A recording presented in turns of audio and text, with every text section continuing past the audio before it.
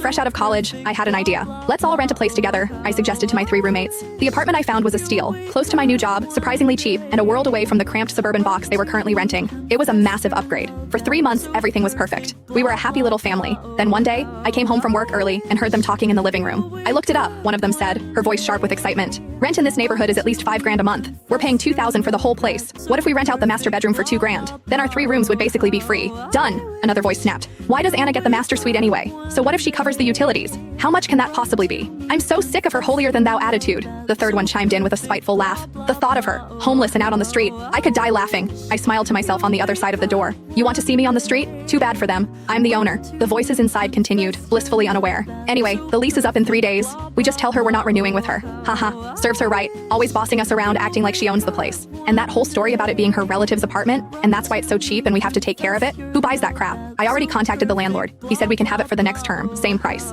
Just like that, my fate was decided. They seemed to have forgotten everything. How? Fresh out of college, they were too broke to afford anything near the city. How they were crammed into a tiny place in the far-off suburbs, waking up at 4 in the morning for a grueling 3-hour commute of buses and trains. It was me who couldn't stand to see them suffer. It was me who lied, saying a relative had a cheap place available and invited them to move in. The truth? This apartment was a graduation gift from my parents. A 4-bedroom, 2-bath prime piece of real estate right next to my office. A 5-minute walk to work. I could have rented it out in a heartbeat, but my parents always taught me to be discreet about our wealth. So I never told them I was the owner. I charged them a token rent of $500 each and covered all the utilities and building fees myself. And this was my reward. My kindness, thrown back in my face like trash. Taking a deep breath, I pushed the door open. The laughter in the room died instantly. The air went still. Lily was the first to recover, stretching her lips into a fake, bright smile. Anna, you're home early. Have you eaten? We made some pasta. Come have some. She pulled me into a chair at the dining table. After clearing her throat, she began her little performance. So, Anna, the landlord called. He was asking if we're planning to renew the lease. I just slurped my pasta, saying nothing. She watched my face, trying to read my expression before continuing. We've decided not to.